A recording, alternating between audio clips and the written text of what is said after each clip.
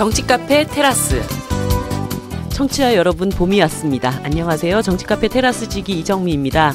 제 옆엔 두꺼운 외투를 벗어던지고 상큼하게 돌아온 박홍순 쌤 나와 계십니다. 네, 상큼한 남자 박홍순입니다. 한 주 동안 뭐하고 잘 쉬셨습니까? 좀 질문이 창조적이면 안 돼요? 아니, 나 진중권 쌤 따라하는 거야 지금. 봄날은 봄날입니다. 며칠 동안 강연을 다니는데 어제는 강릉을 갔다 왔거든요. 네. 강릉 동해 바람이 포근해요. 차질 않아요. 예, 그래서 봄이 왔다는 거를 마음껏 즐기다가 왔습니다. 박 쌤은 혹시 좋아하는 스포츠가 있다면 어떤 거예요? 저는 옛날부터 UFC를 좋아했어요. 네, 좀 이렇게 과격한 쪽을 좋아합니다. 뭐 생긴 거랑 같은. 네, 광주일고 선동열, 경남고 최동원, 설린상고 박노준, 대구상고 장효조. 추억이 새록새록 돋는 이름들입니다. 스포츠를 별로 좋아하지 않았던 저도 소녀 시절에 흑백 텔레비전 앞에 바짝 앉아서 봉황기 고교야구 결승전만은 꼭 시청했었는데요. 그 수많은 고교야구 팀들 사이에 가슴에 제1동포를 새기고 낯선 고국 땅에서 봉황기 경기를 치루었던 사람들, 교가 대신 고향의 봄을 불렀던 그때 그 선수단들을 기억하실런지요? 프로야구 800만 시대를 만든 주춧돌이라고도 할 수 있는 고교야구 전성기, 정치카페 테라스 21번째와 함께 그 시절로 떠나가 보겠습니다.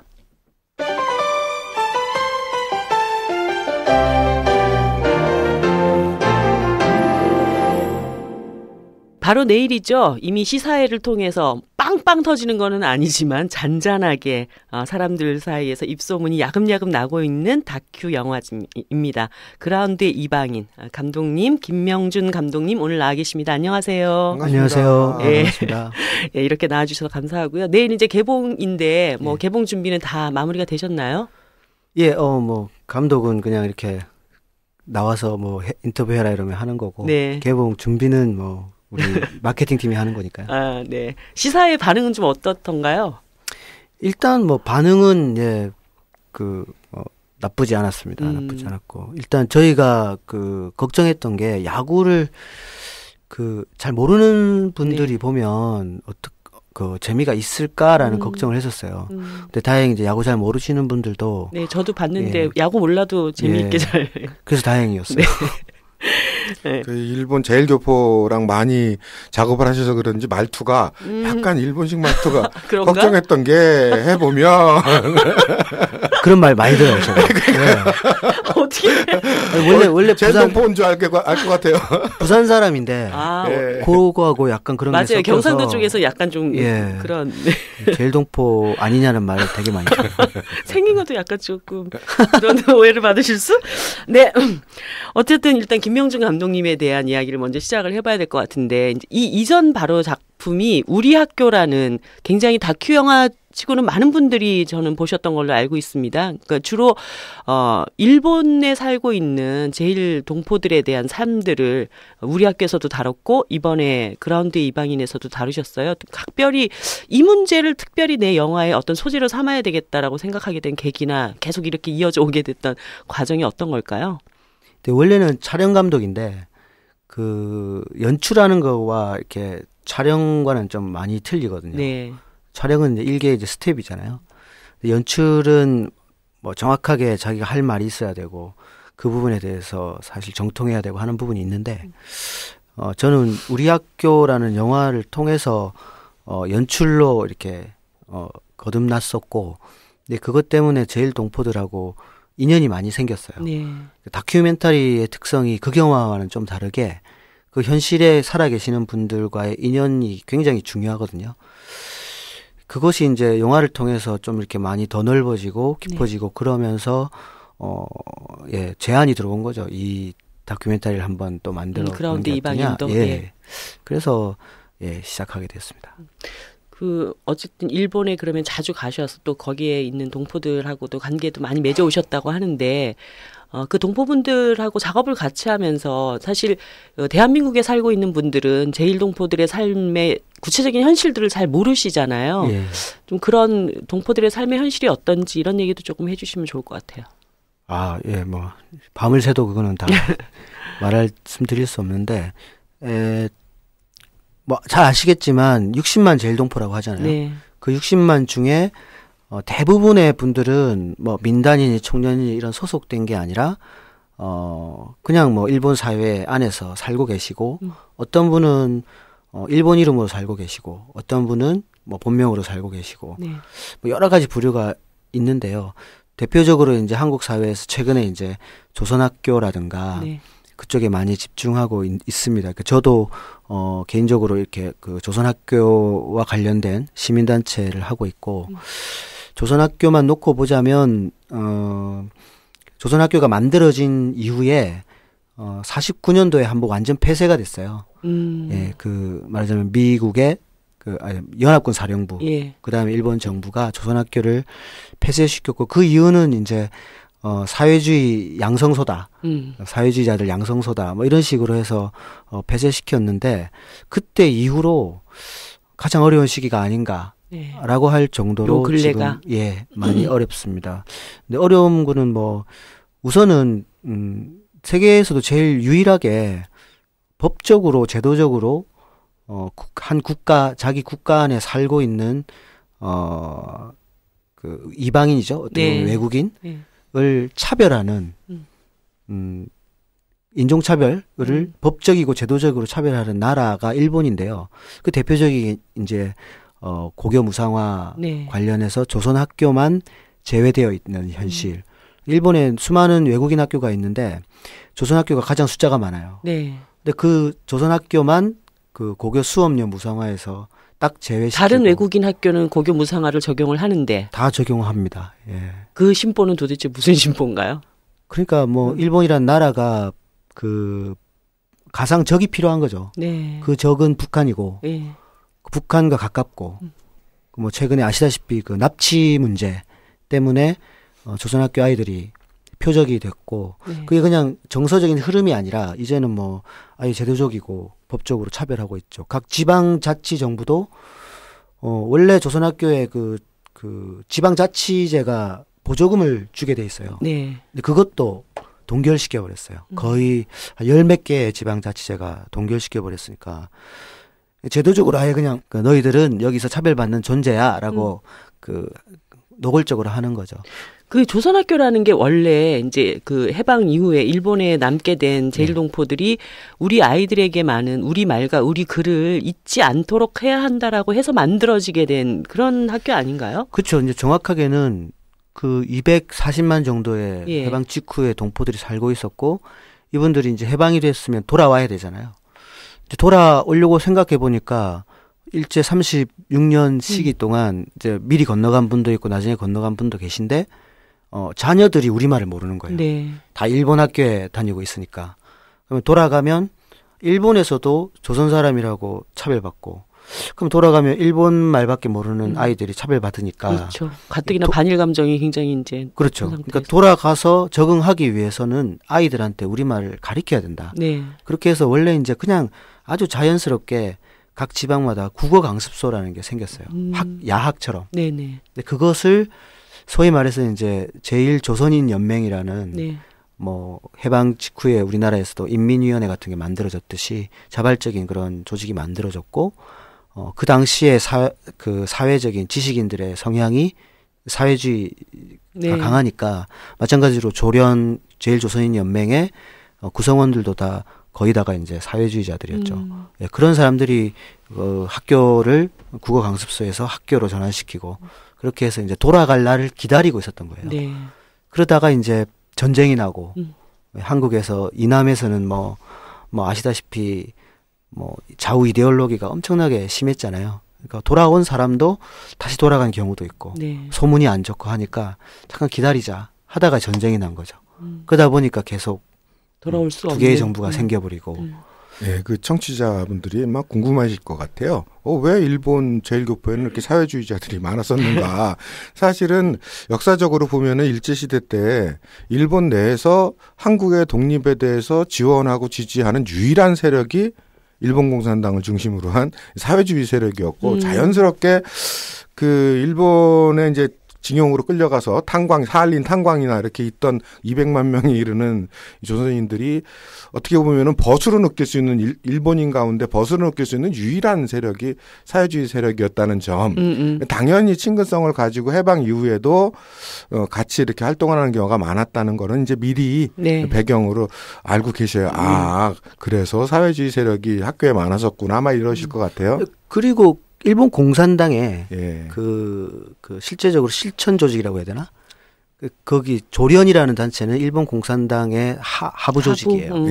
예. 그리고 그 사람들이 굉장히 그 중심적인 조직이었다고도 하는 거죠. 그러니까 메가더가 그 당시 일본을 점령하고 있을 때 눈의 가시가 그 일본 공산당이었고 그 공산당의 하부 조직인 조련을 탄압하지 않으면 안 되는 차원이었고, 보니까 조선학교만 없애면 조련도 없어지겠다 생각한 거고, 네. 그래서 학교 폐쇄까지 하게 만들었죠. 40년대에는 어쨌든 그런 좌우 이데올로기적인 이런 문제 때문에 이제 조선학교가 그 여러 가지 박해를 이제 받은 건데, 요 근래에 이 문제가 다시 가시화되게 됐고, 또 그것을 지원하기 위해서 지금 감독님이나 그리고 배우 권혜요 씨가 같이 몽당연필이라고 하는 단체를 만든 걸로 제가 알고 있는데요.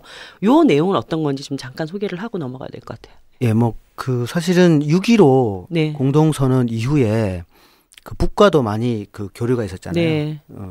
그 일본과도 행사를 오고 가면서 많이 했었죠. 저도 그래서 평양에도 많이 갔다고 했었거든요. 일본에서도 교류가 많았어요. 그러니까 조선학교를 방문을 할 수 있게 된다든지 그런 게 참 많아서 한국의 몇몇 분들은 혹은 몇몇 단체는 조선학교와 그 소위 말해서 우리가 조총련이라고 이야기하는 동포들은 총련이라고 하는데, 그 청년과 굉장히 이제 친하게 교류하던 그런 시기가 있었는데, 이제 이명박 정부 들어오면서 갑자기 그게 교류가 한국에서는 알아서 조심하는 게 있었어요. 네. 그러면서 교류가 많이 끊어지고 드문드문 하다가 2011년에 이제 지진이 났잖아요. 네, 지진이 엄청나게. 그때에 한국에서 알기로는 600억 정도를 일본 정부, 일본 적십자에 전해준 걸로 알고 있어요. 그때는 언론도 그렇고 대통령까지 나서가지고 모금하자 이랬는데, 저희 입장에서는 저도 이제 제일 동포들하고 관련이 많으니까 지진 났던 센다이나 후쿠시마에 조선학교가 있거든요. 근데 그걸 제가 알고 있고, 학교가 무너진 곳도 있었던 걸로 제가 그 일본 학교는 그런 데가 많은데 그 센다이에 있는 조선학교는 무너진 건 아닌데 다행히 산 꼭대기에 있었어요. 그러니까 무너지진 않고 진도구가 워낙 세다 보니까 비틀어졌어요. 건물이. 그래서 안에 그 수업 받던 아이들이 급히 탈출하고 거기서 수업을 못 받는 그런 상황이었는데, 실은 이제 우리 학교라는 영화는 홋카이도, 북해도죠. 홋카이도를 배경으로 하는 영화지만, 거기 학교에 옛날 부모님들은 고등학교가 그 지역에 없으니까 그 센다이에 있는 도호쿠 조선학교에 고등학교를 다닌 통학을 거예요. 이제. 그러니까 저는 늘 그 학교에 대한 이야기를 듣고 있었고, 아이들이 북에 수학여행 갈 때도 실은 도호쿠 학교와 함께 가거든요. 그러니까 거기 교장 선생님도 알고 있었고 하니까 거기에 동포들이 그런 상황에 접해 있는 거를 알고는 가만히 있지 못하는 거예요. 저뿐만 아니라 저와 별개로 권혜요 씨도 제일 동포들하고 관련이 있었고 다른 단체들도 그렇고 해서 한번 모였죠. 모여서 지진 일주일 만인가요? 그때 모여서 뭐라도 해보자. 한국 언론도 한국 사람도 관심 없지만 동포들이 저렇게 하고 있는데 우리가 가만히 있을 수 있나 해서 단체를 꾸리고, 그때 이제 공동 대표가 안치환, 권혜요, 이지상 세 사람이 공동 대표를 하고, 나머지 이제 제가 집행위원장을 하면서 이제 모금 운동을 한 건데, 콘서트를 그래서 전국 순회 콘서트를 하셨던 걸로. 전국 순회와 그 월별 한 번씩 서울에서 쭉 해서 한 2억 7천만 원 정도 1년 반 해서요.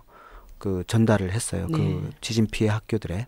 근데 그 후에 이제 그만두려고 했죠. 그만두려고 했는데 같이 했던 사람들이나 동포들이 기왕에 이렇게 그 조선학교에 관심이 많은 그 단체들이나 개인들이 모였으니까 계속 유지를 하는 게 좋다. 그런 말들이 있어서 권혜요 대표가 총대를 메고 혼자서 대표를 하시고 제가 사무총장을 해서 지금 서울시 비영리 민간단체로 등록된 지 3년 정도 지난 상황입니다.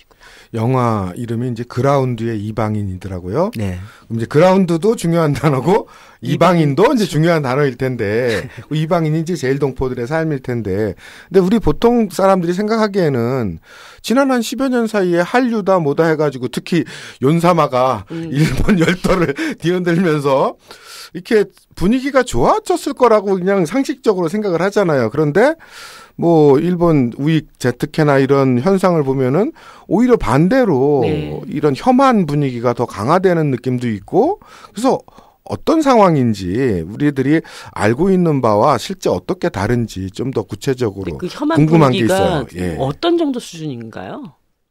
그거는 그 일본의 우익 성향을 가진 사람들이 사실은 이제 역사가 오래된 거죠. 네. 오래된 건데 그 재밌는 거는 제가 뭐 어디 뭐 조선학교에 대한 이야기를 강의를 할 때도 이런 얘기 하지만 1923년에 그 뭡니까 관동 대지진이 일어났잖아요. 그러니까 지진이 크게 일어나고 그 후에 뭔가 수습해야 되는 상황에서 나왔던 그 소문이 조선 사람이 우물에 독을 넣었다. 누가 퍼뜨리는 건지 모르지만. 네. 그렇게 하면서 증오가 그 일반 사람들의 증오가 제일 조선인들한테 갔잖아요. 그래서 네. 6천 명 이상이 살해됐다고 하는데 정말 신기한 거는 2011년 지진 이후에요. 비슷한 현상이 나오는 네. 거예요. 그러니까 뭐 가깝게는 최근이죠. 뭐 3, 4년이나 지났는데도 히로시마에 큰 폭우가 내렸어요. 네. 그때 집이 뭐 산사태로 무너지고 했는데 그 안에 조선 사람들이 들어가서 도둑질을 한다라는 소문이 퍼진 거예요. 그 지역에.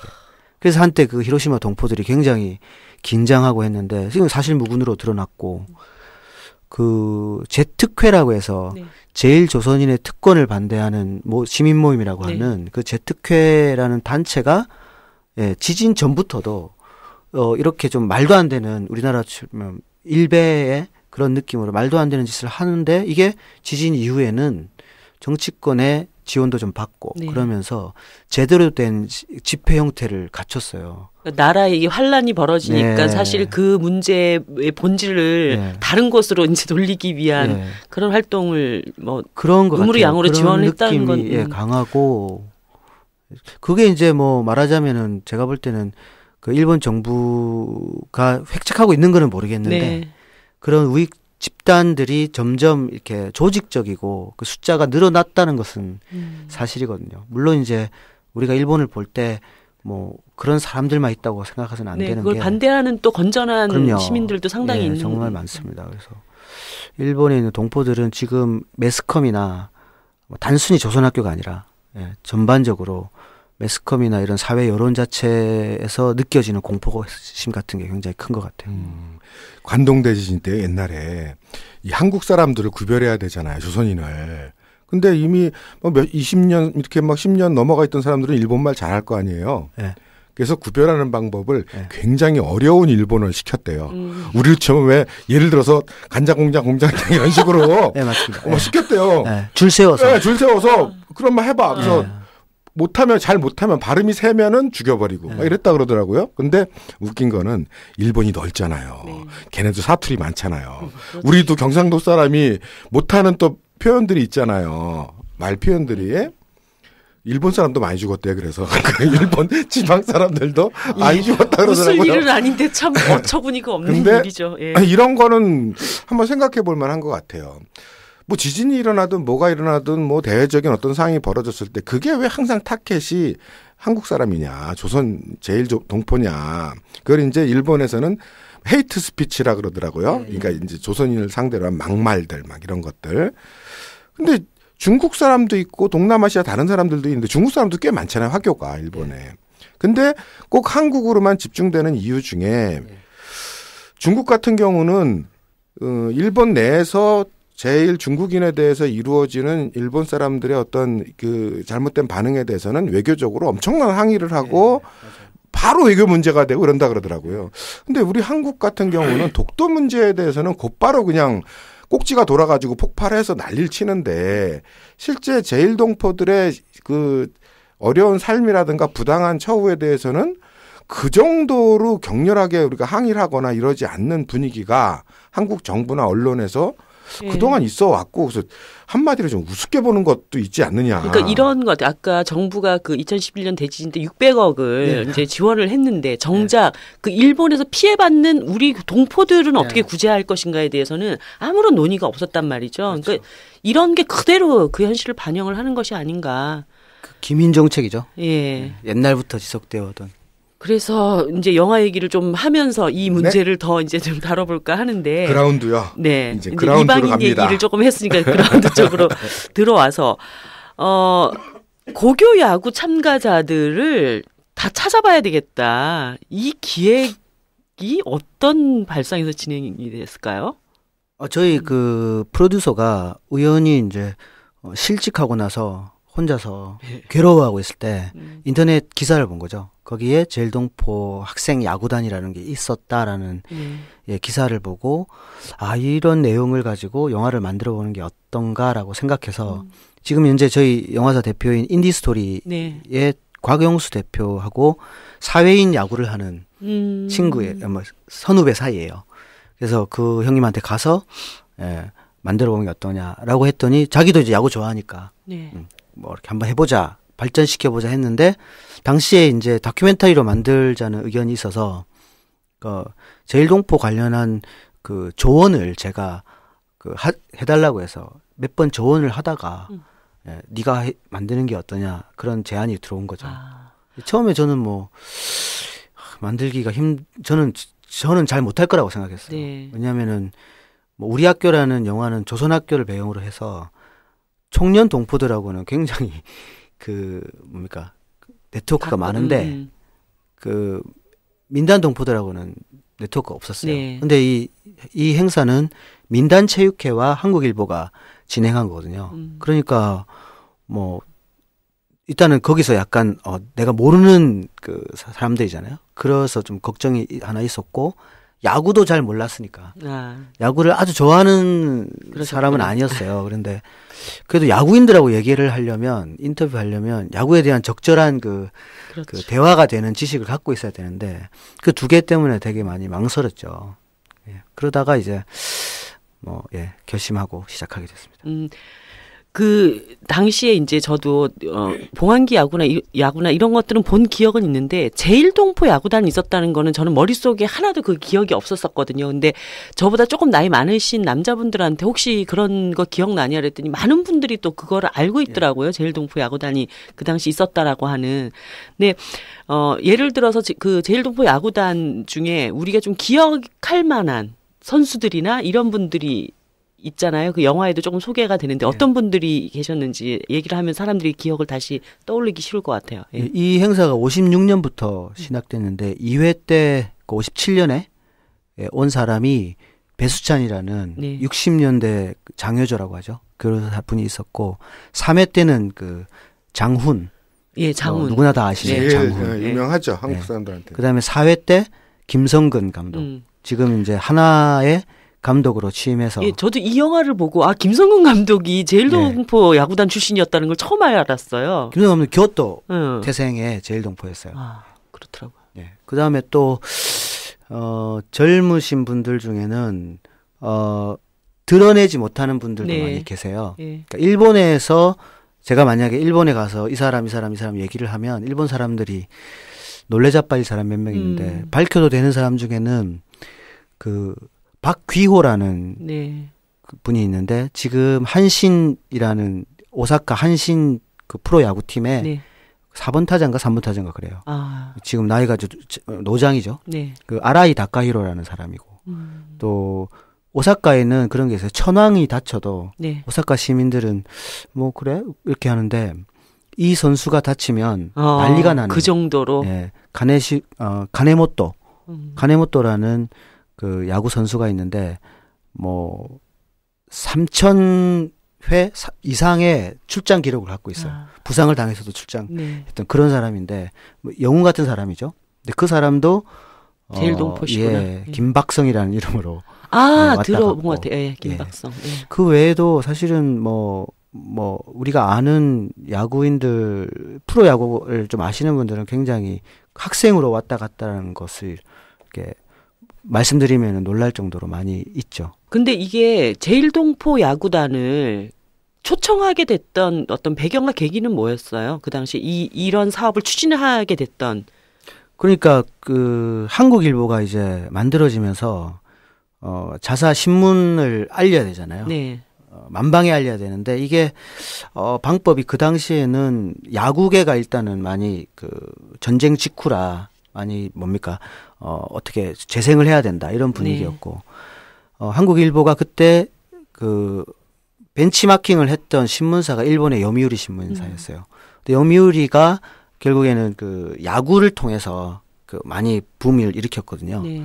그래서 한국일보가 생각할 때는 미국에서 프로야구 선수들을 부르기에는 한 번 이상하기 너무 힘든 거죠. 돈이 너무 근데 많이 일본 프로야구팀 데리고 오기에는 이거는 반일 감정이 당시는 엄청나게 심했을 때니까 못하고 네.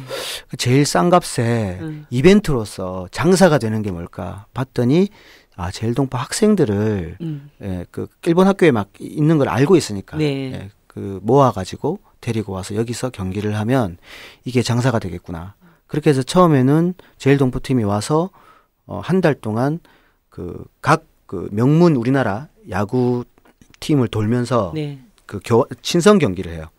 그게 모국 방문 친선 경기 대회 이렇게 이제 이름을 달고 예. 진행되었고 1년 중에 8월 달에 열리는 야구 이벤트로서는 가장 큰 이벤트였죠. 네. 그게 한 60년대 후반까지 69년까지 진행이 되다가 이제 갑자기 그 일정이 꼬이면서 네. 그 친구들이 한 1년 정도 못 오게 돼요. 그래서 71년부터 한국일보가 봉황대기를 만들어요. 네. 봉황대기 야구 대회를 만드는데 제일동포를 초청해야 되잖아요. 그래서 이제 계획을 했던 게 예선이 없는 대회를 만들자. 그러면 제일동포도 들어올 그렇죠. 수 있으니까. 예. 그렇게 해서 봉황대기가 예선 없는 대회로 그 당시 한 50몇 개 팀이 네. 한꺼번에 서울에서 경기를 하는. 정말 축제 중에 축제였겠네요. 그 말씀하시니까 그 다큐멘터리 영화 보다가 그라운드의 이방인 보다가 이제 제가 인상 깊었던 게 말씀하셨듯이 우리는 예선이 없잖아요. 네. 그냥 한 50개 학교가 봉황대기든 대통령배든 뭐든 그냥 그러면 하루에 몇 팀이 경기를 예선이 하는 거야? 없는 대회는 봉황대기만. 그런가요? 나머지는 다 예선이 있었어요. 예. 근데 그 영화 보다 보니까 일본 같은 경우 그 고교야구 코시엔 예. 이게 한 48개 지역에서 1등한 팀들끼리 붙는 거라 그러더라고요. 이렇게 봤더니 그래서 찾아봤더니 일본 고등학교 야구팀이 4,200개인가가 있어요. 지금 현재 5,000개 넘을 거예요. 5,000개가 넘는다고요? 엄청나다. 뭐냐면 근데 우리나라 야구팀 몇 개나 고교 야구팀 몇 개 되나 봤더니 지금 한 60여 개 된다 그러더라고요. 예. 와, 그래서 한편으로는 부러운 게 그만큼 우리 같은 이제 엘리트 체육 방식이 아니라 저변에 웬만한 학교, 웬만한 학생들이 그만큼 스포츠를 할 수 있는 여건이 마련돼 있고 그 위에 뭐 야구 대회가 있고 프로 야구가 있고 뭐 이런 거잖아요. 그렇죠. 예. 우리는 진짜 선수만 딱 만들어가지고 그것도 딴 나라한테는 져도 되지만 일본은 절대 안 지면 안 돼. 이게 악물군지하는 그런 방식인데 그게 인상적이더라고요. 일본 야구 그거 나온 거 보면서. 그래서 저도 촬영 중에 예. 고시엔 우리가 옛날에 어렸을 때 만화로 아마 갑자원이라고 그렇죠. 들어보실 텐데 그 일본말로 이제 고시엔이거든요. 그 야구장을 한 3-4번 갔었어요. 예. 이 고등학교 야구 대회의 인기가 예. 뭐 프로야구를 능가할 정도로 굉장하더라고요. 그러니까 뭐 예. 프로야구를 그 야구를 안 치는 사람들도 있어요. 네. 고등학교 야구만이 진짜다라고 할 정도로 팬층도 두껍고 그냥 뭐 일단은 그 8월 한 달 기간 동안 그 고시엔 구장에서 열리는 대회는 일단 거의 다 매진이죠. 근데 우리는 프로야구가 막 성장세를 타면서 고교야구가 싹 다 죽어버렸잖아요. 네. 오히려 고교야구를 더 이제 육성을 시켜 나가면서 선수층들을 두텁게 키워야 되는데 그런 게 오히려 약화됐다는 그런 느낌을 받죠. 그러니까 말씀하신 그대로 네. 우리나라는 엘리트 교육의 문제라고 생각해요. 그 일본은 내가 야구팀이 되고 싶어서 야구 선수가 되고 싶어서 고등학교 때 야구부에 들어가도요. 나오는 건 자기 마음이에요. 그리고 훈련하다가 지치면 내 스타일이 아니다 생각하면 나올 수 있잖아요. 네. 그러면 자연스럽게 할 친구들만 걸러지는 건데 우리는 한번 거기 들어가면 얘는 이제 야구 선수로 평생 가야 된다 부모도 자기도 선생님도 그렇게 생각하니까. 왜냐하면 돌아가면은 또 수능 봐야 되는데 야구하느라고 공부 안 해가지고 대학은 못 가잖아요. 아니 문제는 일본은요 공부 다 해요.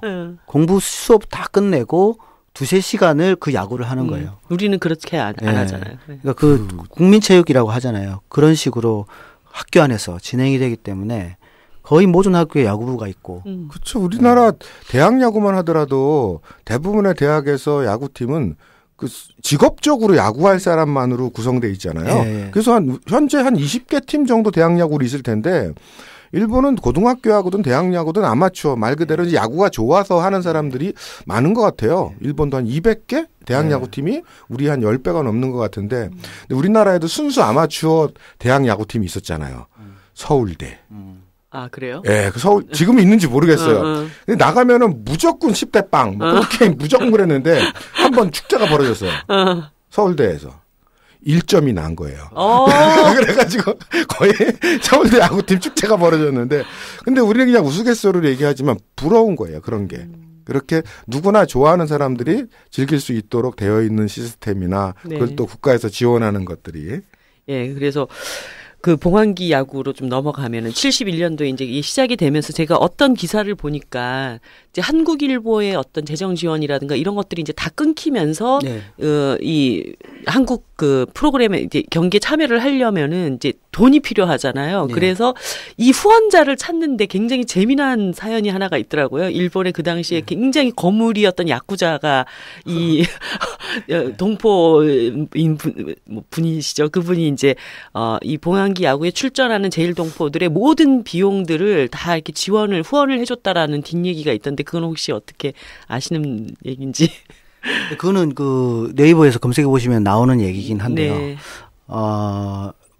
제일동포들이 당시에 그러니까 60년대 말에서 뭐 70년대 초 뭐 그 이전부터라도 해방이 되고 이 사람들이 취직 차별도 있고 여러 가지가 있으니까 제가 알기로는 제일동포들의 직업군 중에 유일하게 아주 그 뭐라고 할까 고소득에 높은 그 뭡니까 인정을 받는 직업은 의사밖에 없었어요.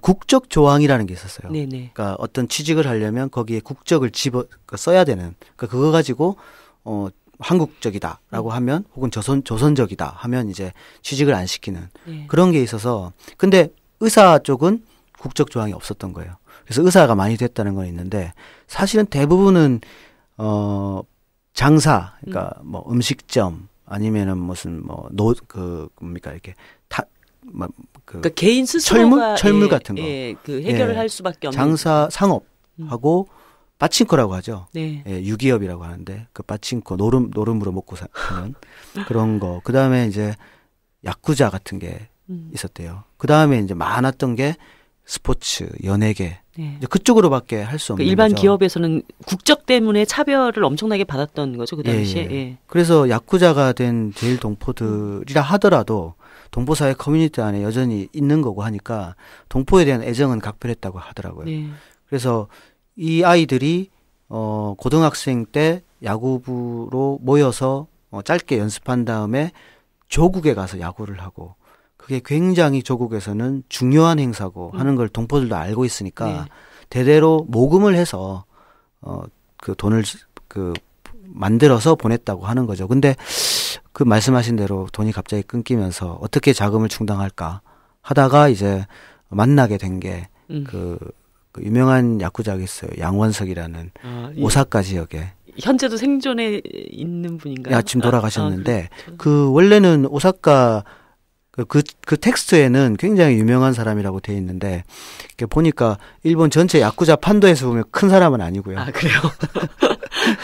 그분 말고 도쿄에 있는 그 제일 대한체육회 회장을 했던 분 중에 몇 분은 정말 일본에서 큰 뭐 몇 대 조직의 우두머리인 분들도 계세요. 그러니까 스포츠와 그 스포츠 한일 관계 혹은 제일동포 스포츠의 역사 그 안에 아주 큰 그 역할을 맡고 있는 분이죠. 이름을 제가 뭐 잘 기억이 안 나는데 그 구체적인 얘기를 좀 뒤에 맥락을 한번 얘기를 해줘 보세요. 저도 잘은 모르는데요. 그 사람은 제일 대한체육회 회장을 역임했고 그 전까지는 밀물에서 야쿠자로서 쭉 생활을 했는데 뭐 박정희 정권 때에 그 한일 협정이 있었잖아요. 네네. 한일 조약 그를 할 때 큰 공헌을 했죠. 우리가 알고 있는 박정희가 일본의 우익 정치인들과 네. 일정한 관계를 가지고 뭐 만주 때부터 네. 그랬다고 하는데 그런 정치인들을 연결해 준 사람이 그분이죠. 야쿠자 쪽에. 야쿠자와 일본의 우익 정치인들은 굉장한 관련이 있잖아요. 그런 분들, 예를 들어서 실질적인 야구 친선을 위해서 중앙정보부에 실업야구단이 있었다라는 그런 소문이 있던데 그거는 뭐 어떤 겁니까? 예, 그 한일은행이나 뭐 기업은행 이렇게 옛날에는 실업야구가 많았잖아요. 네. 그 실업야구팀 중에 대한실업이라는 야구팀이 있었어요. 네. 그 대한실업은 아실지 모르겠지만 그 중앙정보부가 만든 야구단이에요. 예. 그 대한실업 야구단이 한일조약 전에 야구 친선 교류라는 명목으로 일본을 갑니다. 네. 거기 단장은 김종필이고, 예. 그래서 가서 뭐 낮에는 뭐 일본 실업야구나 프로야구팀하고 그 친선 경기를 하고, 네. 밤에는 이제 그런 어떤 정치적인 협상들을 모르게 하는 거죠. 그러면서 이제 한일조약이 된 거죠. 그러니까 우리가 한일조약에 드러난 여러 가지 그 협상해왔던 내용들 밑에는 네. 그런 그 야구를 통한 이런 교류 같은 것도 있었다라는 거죠. 일본 동포 사회 안에서 이렇게 밤의 세계를 주물럭주물럭 하셨던 몇 분들이 사실 그 야구를 통해서 또 그런 한일 관계를 뭔가 개선시켜 나가는 개선이라고 말해야 되는지 모르겠지만 아무튼 그런 역할들을 했다 이렇게 정확하게 말하면 개선은 아니죠. 개선은 아니고 뭐 자기들 이익을 추구하면서 한국 정부와 손을 잡은 거고. 네. 그리고 제가 알기로도 그때 1965년에 한일 국교 정상할 때 그 제대로 하지 않은 후과를 지금까지도 그렇죠. 제일동포들이 치르고 있는 거로 알고 있거든요. 사실 그 배상금 3억 달러를 받는 것보다 더는 아니라 하더라도 그만큼이나 중요했던 게 제일동포들의 법적 지위 문제를 분명히 하는 것. 그때 그거 제대로 안 해가지고 제가 알기로는 뭐 퇴거조항, 뭐 외국인 등록증 안 갖고 다니면 쫓아보낸다든가, 뭐 등록하는 것도 취업 시의 문제, 여러 가지 법적 지위에 대한 것들을 제대로 처리 안 한 채 그냥 돈만 챙기면서 지금까지도 어려운 사정에 있는 거로 알고 있거든요. 얼마 전에 징용배상금을 200원인가 그렇게 내놨던 아주 그냥 열받는 사건도 있었잖아요. 예.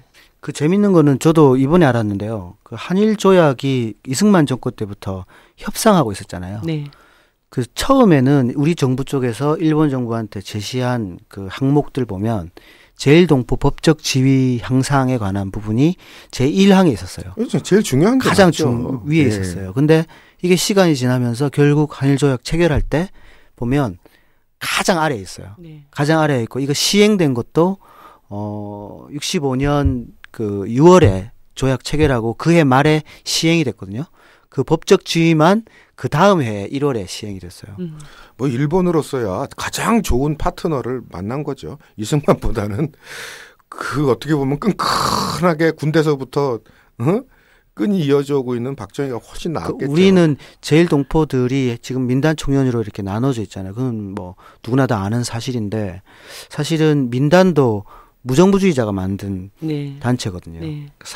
사회주의를 반대하는 그 무정부주의자, 우익들, 뭐 보수주의자, 민족주의자 이런 사람들 다 모여서 민단을 만들었는데 그 민단이 시간이 지나면서 별로 힘이 없었어요. 나중에 힘을 얻게 되는데 그 힘을 얻는 계기가 65년 한일조약이에요. 네. 그게 이제 제일동포 법적 지위와 연관이 있는 게 그때 영주권을 신청하면 한국 국적을 그 취득하면 영주권을 준다는 거예요. 한국 국적 취득하면 영주권을 준다는 건데 그 전까지는 전부 조선적이었어요. 그렇죠. 조선족이 아니라 조선 국적이 아닌데 조선적. 조선적인데 영주권 신청하면 한국 국적 신청하면 취득하면 영주권 준다고 하니까 이제 거기서 결과적으로 민단이 한국 정부의 그런 거에 말려서 굉장히 열심히 운동을 한 거죠. 그러면서 민단이 굉장히 커지고 그거를 반대하는 그러니까 주계의 정부를 인정할 수 없다라고 했던 그 청년 쪽은 이제 세력이 점점점 이렇게 내려가고 그러면서 분단이 그 동포 사회의 분단이 가속화된 거죠. 그렇게 됐죠. 예. 한일조약은 그런 면에서 동포 사회에는 굉장히 원망이 많은 그러니까 뭐 우리가 이제 박정희 정부, 그 중앙정부 얘기가 나왔으니까 영화 얘기로 잠깐 다시 들어가면 이제 그라운드의 이방인이라고 하는 것이 일본 사회 안에서도 이방인이지만 국내에서 대한민국 안에서도 이 제일동포들이 이방인 취급을 당하는 굉장히 비극적인 사건이 그 영화에서 다뤄지더라고요. 그러니까 배수찬 감독과 그다음에 김성근 감독도 이제 연루되어서 당시에 중앙정보부 대공분실에서 조사를 받고 결과적으로 배수찬 감독이 그 이후에 감독으로서의 자기 삶을 잘 이어나가지 못했던 이런 얘기가 나오는데 그 사건 좀 간단히 설명을 좀 해주시죠. 예, 배수찬이라는 이제 60년대 아까 말씀드린 장여조라는 그 별명을 갖고 별명은 나중에 생긴 네. 평가를 그렇게 하는데요. 원래는 이제 이분은 그 도쿄에서 태어나서 그 조선학교를 중학교까지 다녔어요. 그 다음에 이제 야구를 너무 하고 싶어서 일본의 고등학교로 가서 야구를 했는데 꽤 재능이 있었나 봐요. 네. 근데 이제 고시엔 아까 말했던 그 고시엔에 출전을 못하게 되면 일본에서 야구를 하는 소년들은 일단 자기는 야구를 그만둬야 되는 상황이거든요. 고시엔에 출전을 한다는 것 자체가 자기 미래에 대한 보장일 수도 있고, 근데 그 배수찬 씨 같은 경우는 고시엔 출전을 못했어요. 그러니까 야구는 혼자 하는 경기가 아니니까. 네. 어쨌든 그러면서 방학 때 연락이 온 거죠. 민단체육회에서 한번 가보자. 그러니까 한국에 가보자. 그래서 네. 한국의 제일동포 학생 야구단으로 2회 때 왔다가 환영을 많이 받으니까 여기서 야구할 수 있겠다 생각하고 다시 일본으로 돌아갑니다. 그 집안 자체는 뭐 어머니부터 해서 뭐 누나들, 형들 이런 사람들이 그 친척들이 이제 총련계 분들이었어요. 그래서 자기가 조선학교를 가게 된 건데 한국에 간다고 하니까 뭐 반대도 많이 부딪히고 했겠지만 그 아들이 야구를 자기가 유일하게 좋아하는 야구니까. 예. 당신은 북한은 축구고 한국은 야구인 거예요. 남한은. 그래서 야구를 할 수 있게 된다 하니까 뭐 그런 논의가 막 되는데 한국에서 그 대표팀이 일본으로 와서 그 일본하고 그 대회를 합니다. 네. 그때 국가대표로 현지에서 참가를 해요. 그게 이제 2회 아시안 게임인가 그런데 거기서 좋은 성적을 내고 그 이후에 다시 이제 돌아갔을 때 자기도 이렇게 들어와서 네. 기업은행에 이제 그 당시엔 취직도 되고 거기서 이제 야구를 그렇죠. 하는 거잖아요. 예, 기업은행 실업팀에서 야구를 시작하게 되죠. 네, 그러다가 뭐 너무 잘했죠, 야구를. 뭐 중간에 결혼도 하시고 그렇게 됐는데 68년 그 아시다시피 1.2.1 사태라고 그러나요? 네. 예, 김신조. 네. 청와대 무장공비들이 습격한 그 사건이 발발하고 그때 한반도가 굉장히 긴장 상태였나 봐요. 아시다시피 그런 사건 이후에 소탕 작전이 벌어지죠. 예, 네. 박정희 정권이 했던 거는 소탕 작전이고 그러면서 몇 년 후에 사실은 제일동포 유학생 간첩 사건이라거나 뭐 여러 가지 공안 사건들이 많이 일어나잖아요. 근데 그 68년 그때 이후에 얼마 안 지나서 배수찬이 갑자기 이제 그 중앙정보부에 끌려가는 거죠. 네. 동료인 김성근과 함께. 네. 그러니까 사실 김성근 감독은 배수찬 씨가 데리고 온 같이. 예, 후배 같은 그런 느낌이거든요.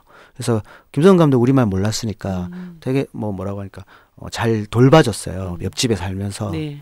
근데 어쨌든 같은 일본에서 온 제일동포니까 같이 끌려간 거죠. 근데 배수찬 씨는 중요하게 이제 지금 뭐 증언을 할 수는 없지만 김성근 감독이 증언한 내용을 수록한 일본의 그 한국 야구의 원류라는 책이 있습니다.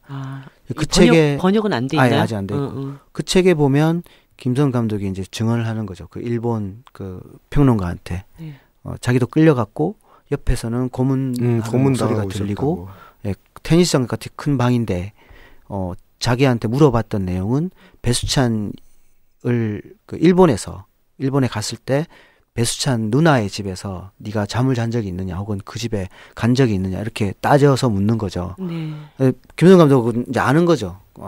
혹시 내가 갔다 그러면 뭐 어떻게 될까 해서 그때 자기는 안 갔다고 끝까지 잡아댔다고 하더라고요. 그래서 다행히 자기는 얼마 안 있다가 나왔는데 배수찬 씨는 40일 후에 나왔다고 하더라고요. 그래서 이제 왜 들어갔는가를 자기 와이프한테 얘기를 하는데 다른 사람한테 말씀을 못했다고 하더라고요. 그 어머니가 북송이 되신 거예요.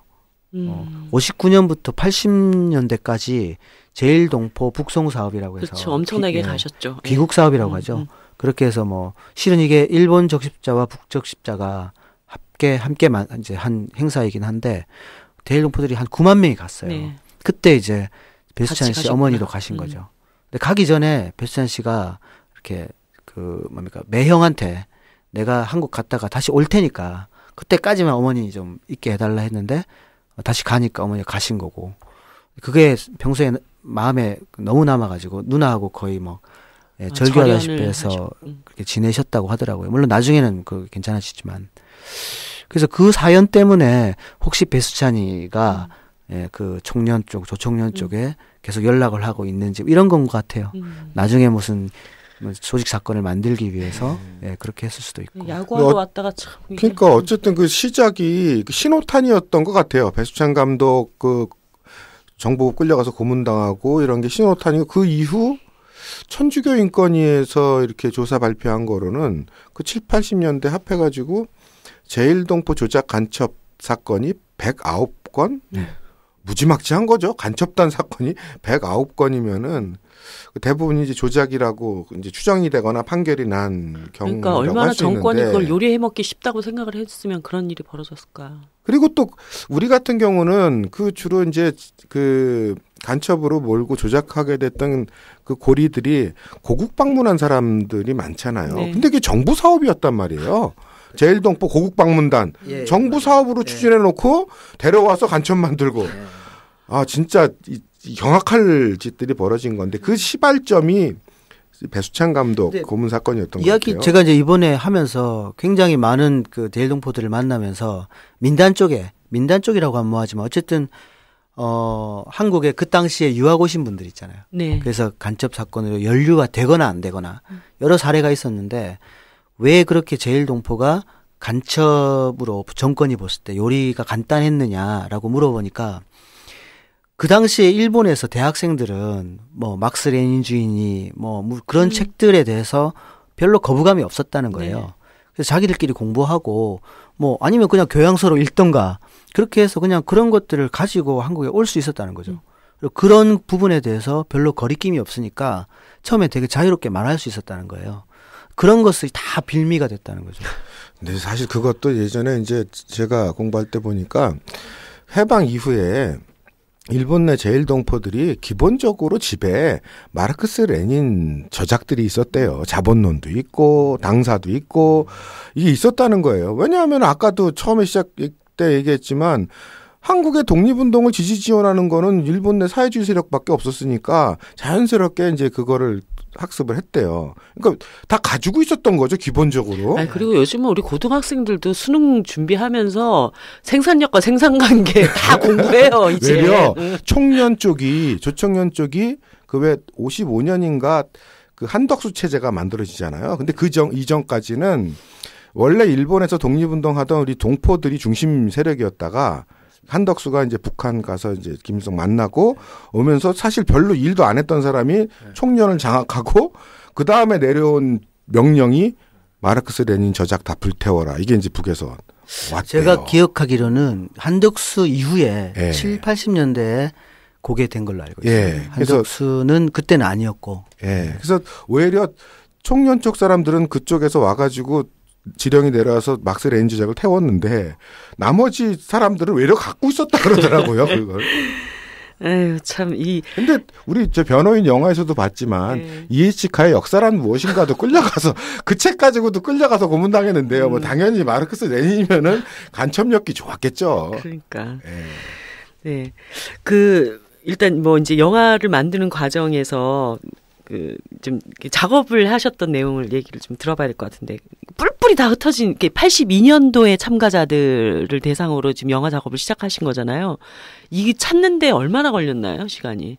그 시간은 뭐 영화 기획을 2010년부터 했으니까 결국 이제 620명을 다 찾을 수는 없잖아요. 네.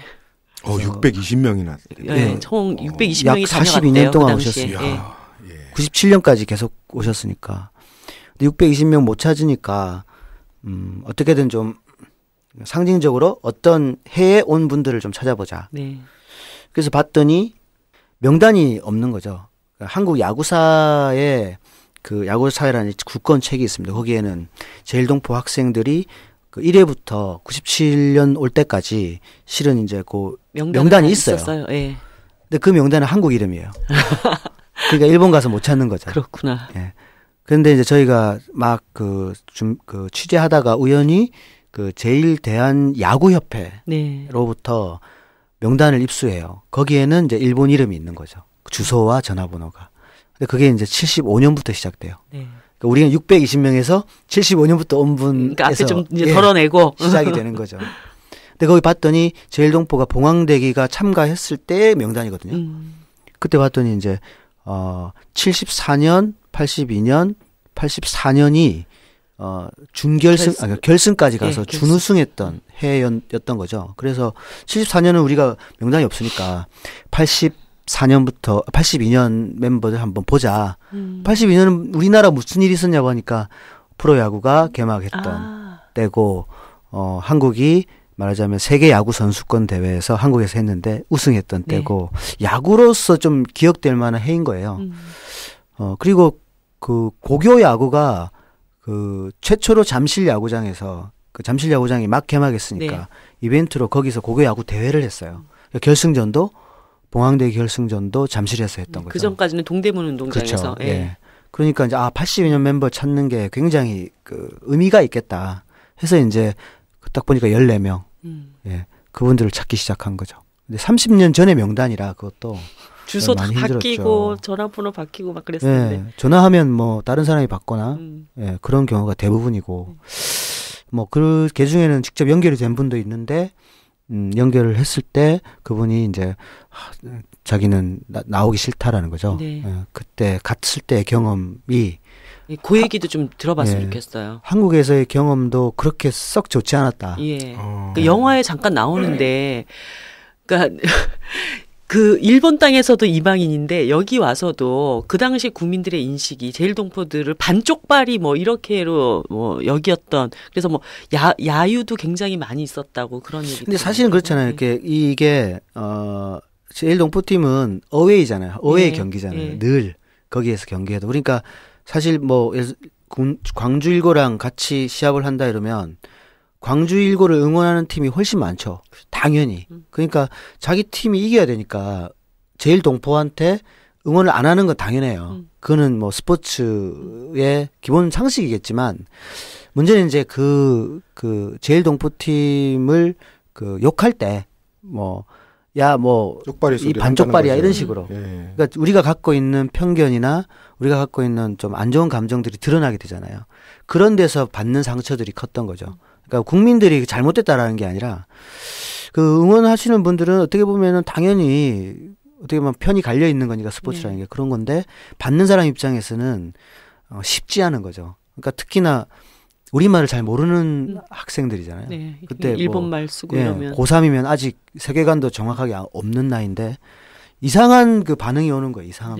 자기가 볼 때 이게 욕인 것 같은데 무슨 욕인지 모르겠고 나중에 이제 우리말 아는 사람한테 물어보면 그게 그런 뜻이다라던가 상처를 많이 받았어요. 예, 자기는 우리말도 모르는데 그 뭐 이유가 있는 거죠. 뭐 이러면 하는 게 이상한 거죠. 오히려 할아버지가 와가지고 너 왜 우리말 못하냐.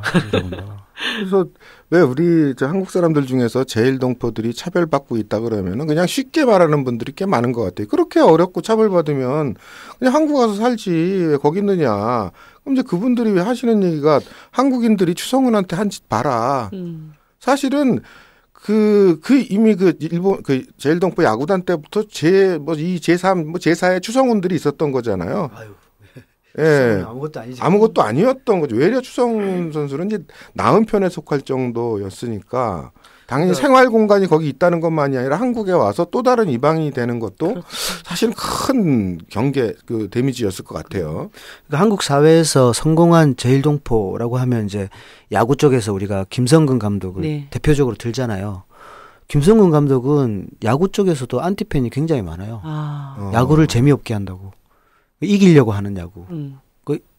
김성근 감독 입장에서는 야구는 이기려고 하는 게 당연한 건데 그 사람들이 볼 때는 너무 이기기 위한 야구만 한다는 거예요. 네. 근데 그분의 역사를 보면, 역사를 우리가 한 번쯤 보면 이해가 돼요. 이기지 않으면 큰일 나는 사람이죠. 이기지 않으면 바로 도태되는 게 같은 입장의 한국 사람이 아니잖아요. 네. 바로 도태되고 지면은 제일동포라서 그렇다라는 식으로 계속 욕을 먹는 거니까 무조건 이기지 않으면 아무것도 건질 수 없는 그런 상태에서 살아왔던 거죠.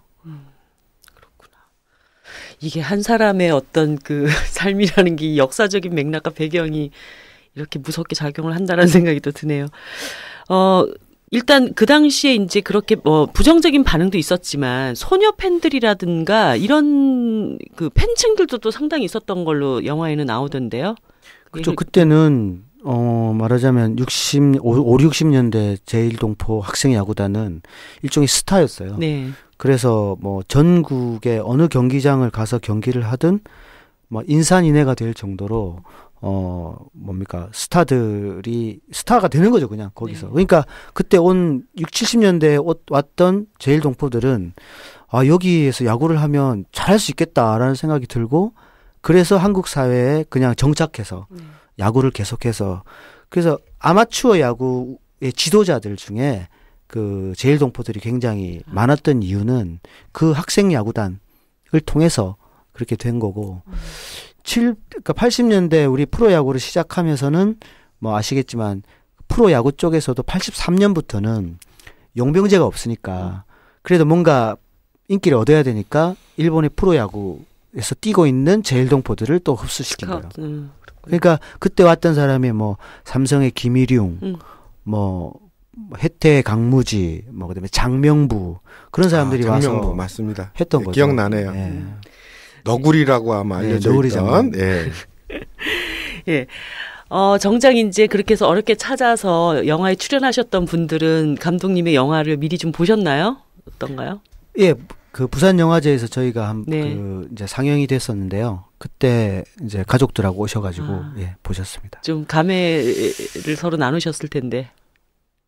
너무 좋았죠. 저는 그 우리 학교라는 영화를 찍고 나서는 그 학생들이 조선학교 학생들이 초청을 했음에도 불구하고 오기 힘든 상황이었잖아요. 네. 그 정치적인 문제도 있고 아직 조선학교 학생들을 자연스럽게 받아들일 수 있는 한국 사회가 아니었기 때문에 부산 영화제는 영화제라는 게 축제라고만 이렇게 알고 있었는데 가서 저는 그냥 혼자서 관객과의 대화를 하고 그랬는데 이번에는 다행히 그분들도 오셔가지고 같이 정말 이렇게 혼자가 아니라 같이 무대에서 인사도 하고 관객들한테 같이 그러니까 이야기도 나누고 또 그날은 또 같이 막 왁자지껄하게 늦게까지 즐겼죠. 너무 축제 같았어요. 고마웠어요 정말. 자, 그러면 이제 내일 이 영화가 개봉이 되는데 감독님의 목표 관객 수. 자, 원래 배팅하시고 이제 청취자분들이 열심히 들을 수 있도록 아마 볼 수 100만부터 있도록 시작할까요? 배팅합시다. 배팅이요? 네. 이 영화는 이게 너무나 저는 이 영화 현실을 잘 알고 있어서요. 네. 그 안에 독립영화를 하는 사람이라 잘 알고 있어서 배팅하기 힘든 건데 2만이 되면 소주 사는 걸로? 제가 그러면 2만이 되면 뭐 뭐든지 하죠. 네. 그러면 2만까지는 정치 카페 청취자들이 올려주시면 책임을 지는 걸로. 그러면은 소주 사시는 걸로 하고 2만이 안 되면 아쉬움에 소주를 저희들이 한 잔 대접하는 걸로 그렇게 하겠습니다. 자, 그러면 지금 뭐 개봉가는 어디 멀티플렉스에서 하는 곳도 있죠? 예, 그 CGV 아트하우스 계열에서 일단 하고요. 네. 그다음에 그 독립영화를 상영해주는 여러 가지 이제 그 예술영화관들 있지 않습니까? 그런 데서도 많이 상영하고. 예. 그렇습니다. 한 35군데? 열심히 2만 땡겨봅시다. 자, 마지막으로 뭐 이 영화가 사실 야구라고 하는 하나의 어떤 그 소재를 다루긴 했지만 참 인간사라는 것이 끝없는 정치적인 문제 속에 놓여 있다라고 하는 것을 또 다시 한번 느끼게 하는 영화였던 것 같은데요. 특히나 우리 제일동포들에 대해서 어떤 관심을 좀 더 가져야 할 것인가 우리 박쌤하고 감독님하고 한 말씀씩 들어보고 좀 정리를 해볼까 합니다. 뭐 박쌤. 그게 이제 이 영화가 스포츠와 정치가 이렇게 좀 맞물려 있는 분단 상황도 맞물려 있는 그런 영화라고 볼 수 있는데요. 전 개인적으로 그래요. 스포츠 자체야 무슨 죄가 있겠어요. 스포츠는 그 자체는 죄가 없을 것 같고 그게 어떻게 이용되느냐인데 특히 이 스포츠 형태 중에서도 제일 정치적으로 이용되고 악용되기 쉬운 게 엘리트 체육인 것 같아요. 과거 독일이 그러했고.